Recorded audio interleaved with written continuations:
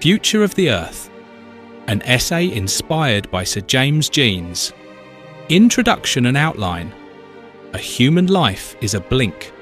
All of recorded history, every pyramid, every war, every poem, every prayer, occupies less than the final minute of a cosmic year that stretches 200 such years into the future.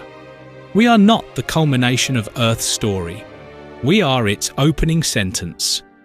This is the perspective from which the following essay is written. It borrows its vision from astronomers like Sir James Jeans, who taught us to measure time not in generations, but in the lifetimes of stars. From that vantage, humanity appears not as master of creation, but as its first awake and wondering child, a species so young that we have only just learned to ask where we stand. The essay that follows asks one question above all. What does it mean to live at the beginning? The sun will burn for hundreds of thousands of human histories yet unwritten. Continents will assemble and fracture many times before they finally cease.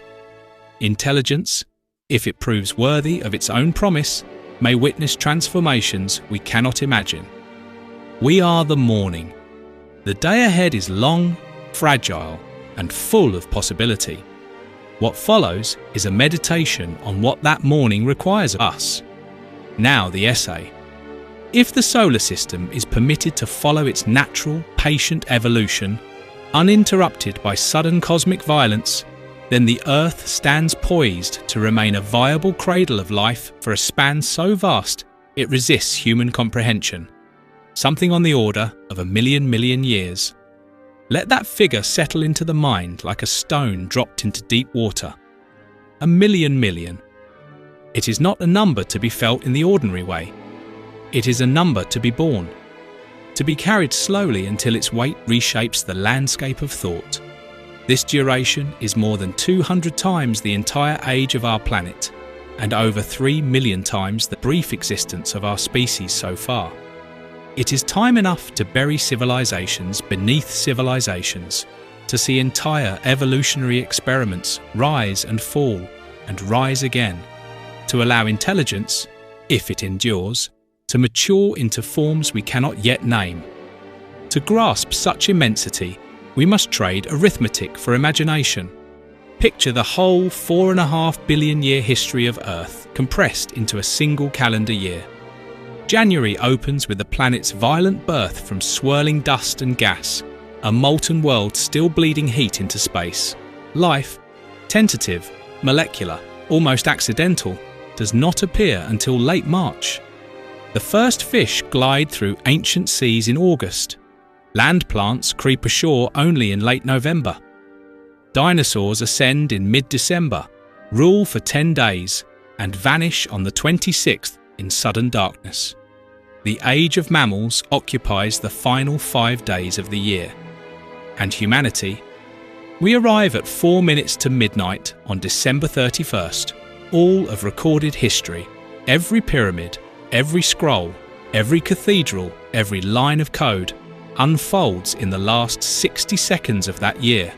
A single minute of varnish on the museum floor, a film of dust on the frame of existence. Now turn the calendar forward. The sun will not falter for another 200 such years. 200 complete revolutions of this impossible timescale. 200 Earths, each 4.5 billion years deep, stacked in layers of future time. Seen this way, the Earth is not dying. It is scarcely born.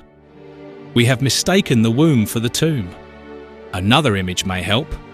Let the height of Cleopatra's needle represent the whole past of the planet.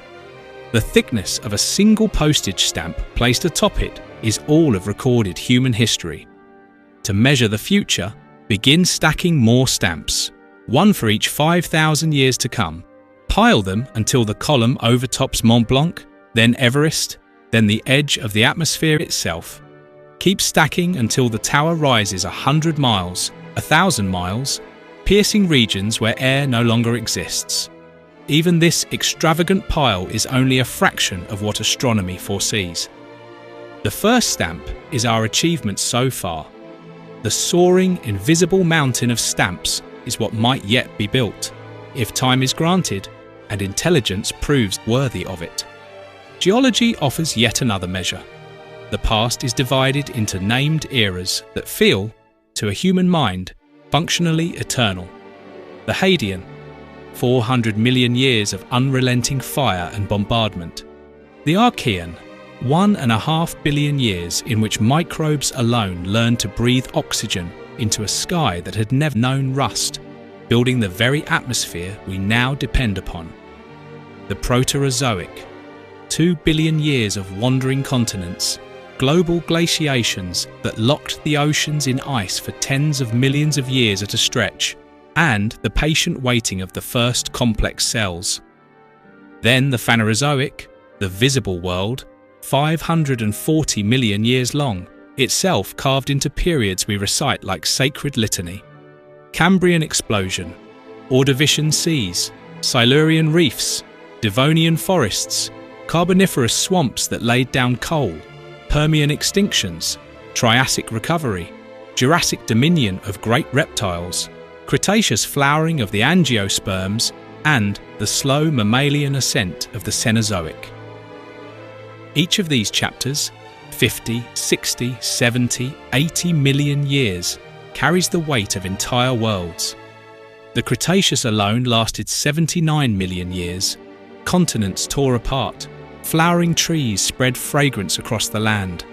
Tyrannosaurs hunted through fern-choked valleys. Mosasaurs ruled the seas. Pterosaurs filled the sky with wings wider than modern jet fighters. For nearly 80 million years, that world turned, changed, flourished, and never suspected its own ending. When the end came, it arrived not through human hands, but through the indifferent mathematics of an asteroid strike. Now consider the future that lies before us. Even a shortened, accident-truncated span, still measured in tens of thousands of millions of years, contains hundreds of Cretaceouses, thousands of Carboniferous periods, 2,000 Jurassic rains. The entire Phanerozoic eon, from the first trilobite scuttling across Cambrian mud to the last woolly mammoth trudging through Pleistocene snow, could be enacted and completed 40 times over before the sun's gradual brightening begins to threaten the oceans.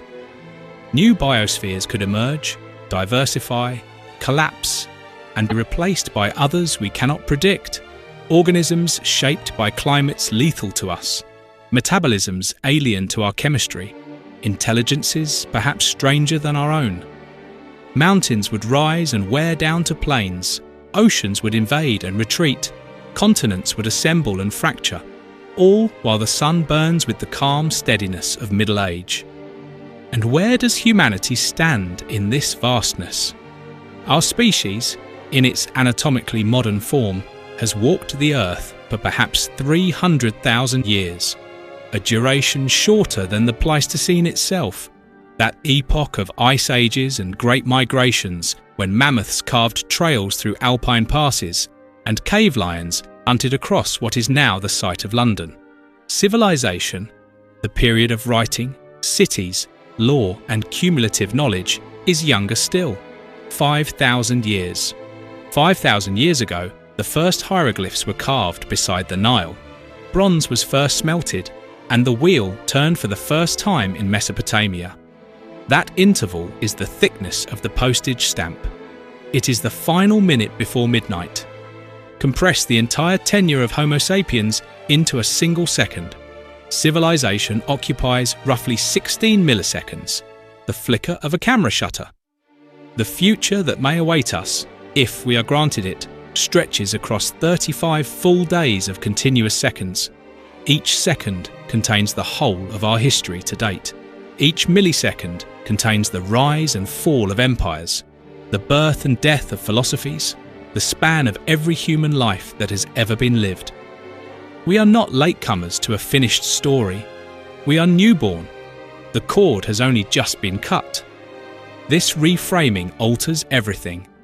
For nearly all of Earth's history, life remained prisoner to the conditions of its immediate surroundings, rising with favourable climates, dwindling with adverse ones, extinguished by indifferent geological or astronomical forces. Intelligence changes that equation. We are the first species known to understand the limits of our cradle, the life cycle of our star, and the architecture of cosmic time. The science that predicts Earth's eventual sterilization through slow overheating, stalled tectonics, evaporating oceans, also reveals pathways outward. Red dwarf stars that may burn steadily for trillions of years, energy drawn not merely from falling sunlight, but from the rearrangement of matter itself, worlds beyond our own that could become new homes for mind. Consciousness is no longer wholly tethered to the fate of one small planet. Yet this possibility is fragile. The greatest threats no longer come solely from without.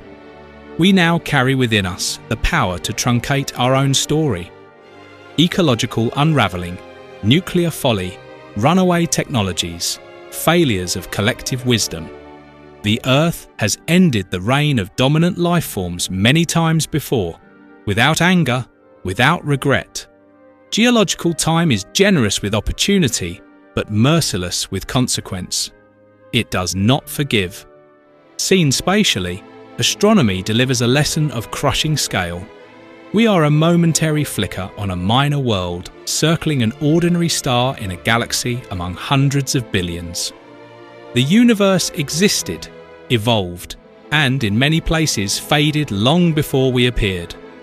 We may inhabit its middle age rather than its dawn, but seen temporally, the picture inverts. In terms of conscious awareness, we are startlingly early. We are among the first beings anywhere to reconstruct the deep past of our planet, to foresee its far future, to hold the entire cosmos in thought and ask what place we occupy within it. The Earth is ancient. Awareness of the Earth is young. Intelligence has only just learned to stand upright and look around. Our moment, therefore, resembles not the closing of history, but its opening. The light is faint, the shadows long, our knowledge partial, our conflicts many, our superstitions stubborn. Yet this is precisely the hour when foundations matter most, when the first stones are set, when the compass is aligned, when the direction of an entire day is chosen. Future intelligences, if any arise, may regard our era as the misty beginning, clumsy, half-blind, struggling with powers only partly understood, yet daring to pose questions no earlier creature could frame. They may judge us not by our monuments or our triumphs, but by whether we recognise the scale of the responsibility that had fallen to us. We are the prokaryotes of mind, simple, blind to the larger organism we serve, yet essential. For 3 billion years, life on Earth consisted of single cells that could not imagine eyes, limbs, song, or ethics. They could not foresee us. And yet they built the preconditions of our existence through patience we can scarcely credit, enduring global anoxia, snowball glaciations, volcanic winters, mass extinctions. We are now those cells. We are laying down the fragile scaffolding of reason, transmitting a flame so new it flickers in the slightest wind. The minds that will one day look back upon our era as we look back upon the Archean mud will depend on our endurance, on our refusal to let the light go out. Our libraries, perhaps 150 million books, scrolls, manuscripts, digital records, represent the first halting sentences in a conversation that could continue for longer than life itself has existed on Earth. In a million years, that archive might contain quintillions of works, stored in media we cannot yet conceive. Crystalline memory, quantum substrates, inscriptions in the spin of particles. Shakespeare, if he survives at all, will be one text among uncountable others. Homer a curiosity for paleolinguists. Sacred scriptures, the fragments of vanished faiths studied only by specialists. Our proudest laws of nature will be seen as useful approximations, replaced by frameworks of such precision and beauty that Newton and Einstein will appear as children sketching in sand. This is not diminishment, it is vocation. We are enlarged by the mere fact that the chain of transmitted understanding begins with us. The astronomical view, then, is double-edged. In space, it teaches humility, even melancholy. We are small, peripheral, ephemeral. In time, it teaches audacity. We stand at the beginning, entrusted with a morning of almost unthinkable length. We will not live to see the spire completed or hear the choir sing. We will not walk the finished city or read its final libraries. But we can dig the trench straight, set the first stones level, strike the match while the night still presses against the windows. We are the map makers charting terrain we will never cross, the lamplighters kindling flames for travellers not yet born, the foundation layers whose work will be buried deep beneath towers whose architects will never know our names. This is the human condition, seen at its true scale. The message is one of sober, almost fierce seriousness. Neither despair nor easy optimism will serve. We are living at the instant when a planetary species first understood that its choices reverberate across geological time. Space diminishes us. Time exalts us. We are not merely creatures of the present. We are ancestors. We are the past of a future that may render all human history to date less than the space between two heartbeats. We are the morning.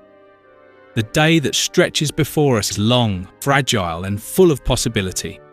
What we build in this first light, not for ourselves, but for those who will come after, will determine whether the Earth's awakening mind endures or flickers out before the true day has barely begun.